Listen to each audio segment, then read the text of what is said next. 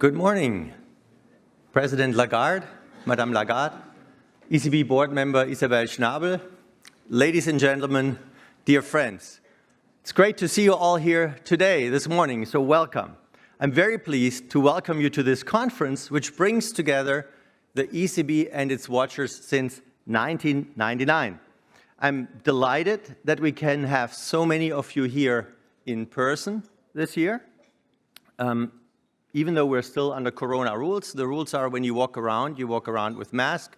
But apparently, actually, when we sit down, we can be without mask. Even so,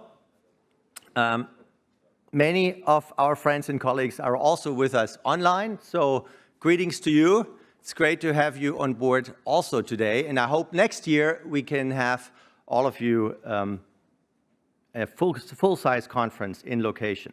So today is the 22nd installment. There were none in 2013 and 2021.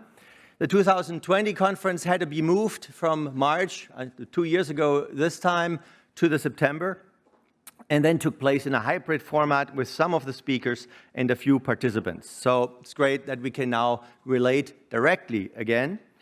As the Corona crisis is receding, inflation has come back with a vengeance. Last December, the ECB produced its then largest revision of inflation projections. Thus, the need to change course in multi-policy became very clear. But now today, as we meet, or already since a few weeks, the world is faced with an even greater challenge.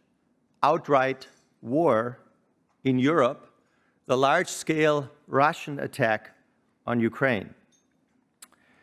Till the last moments in February, many observers did not believe it could happen, though some had predicted it rather clearly. Every day, we hear of new atrocities or even see horrible pictures and videos via our smartphone and other channels directly from the war zone. We are faced, in my view, in what is likely to turn in a long-term conflict between the West and Russia, a conflict that is fought right now on the battlefields in Ukraine, but also in the economic and financial sphere. In the latter, central banking is playing an important role in terms of enforcing restrictions on financial flows and denying Russian access to central bank reserves. People my age and older, I never thought I'd say a sentence like that, but people my age and older flash back to the Cold War and nuclear standoff in Europe in the last century. In Germany in particular, we had happily put this period behind us with reunification, and we shared a very strong belief that nothing like this could ever happen again, right here in Europe, even if it happens elsewhere. However, there are some important differences. Nowadays, the West is much bigger. It reaches much further into the East. In Russia and its satellites are not the Soviet Union and its satellites or the Warsaw Pact. They're smaller, and they are so far much more integrated in the world economy, which makes them also vulnerable, as we have seen with the sanctions. Yet it's no Cold War. It's a widespread war, and it's on the people of Ukraine who are suffering right now. So, what are we to do? What are the risks we face, the world economy faces, the euro area faces? What does it mean for the economic outlook? What does it mean for defense and energy security? What does it mean for monetary and fiscal policies and financial stability in the euro area? Surely these questions will come up in more than one version or form throughout the contributions today. And I think we will learn a lot from each other's insights. From my side, just one brief remark in this regard. To win a war, to prevail in a conflict, one needs to obtain a superior position. One needs to build up one's strength so as to be able to strike a winning blow. In my own country, we have been indulging in weakness. We are lacking military strength. And we're lacking the readiness, even from a purely defensive perspective.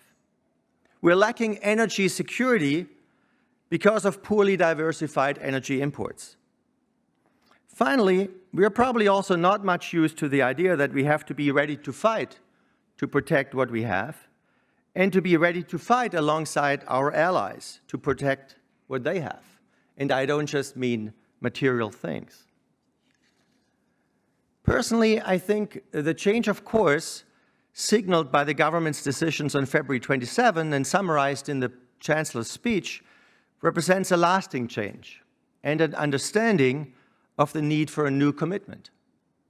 I did not expect it, but I was very pleased when it happened. That, of course, we have to live up to it. Obtaining a position of strength not only refers to the buildup of military capability and readiness, it importantly includes economic strength.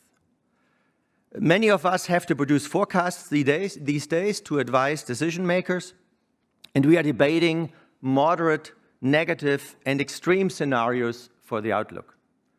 Clearly, a negative or extreme scenario with close to double-digit inflation and economic stagnation would not indicate a position of strength. Price stability is strength. Financial stability is strength. Sustainable growth is strength. Debt sustainability is strength. So there is a lot to do for economic policy. Monetary policy can only do a part, of course. We'll find out more right away from President Lagarde. President Lagarde, everyone here, of course, knows you and the steps of your illustrious career. So rather than listing your many accomplishments, please allow me to make an exception today and instead provide a list of thanks and of good wishes. And there'll be 3 of each. I've learned, Isabel knows from our speaker back then, 3 things. So first, thank you for coming here in person to speak to the ECB Watchers Conference this year. I think that in itself is a strong signal of your commitment to confer directly with the ECB's watchers. Second, thank you for your leadership with regard to the ECB strategy review, and in particular for letting this community and forum contribute as a listening event in the fall of 2020 to that review. But importantly, thank you for your leadership during and throughout the Corona crisis. This has been a rough ride, unlike anything we've seen before in terms of economic recession. And monetary policy, as well as fiscal policy, has played an important part in helping us through it. Now, the wishes. First, looking forward, I wish you lots of success in leading the ECB through this new crisis. Crisis for Europe, for the world.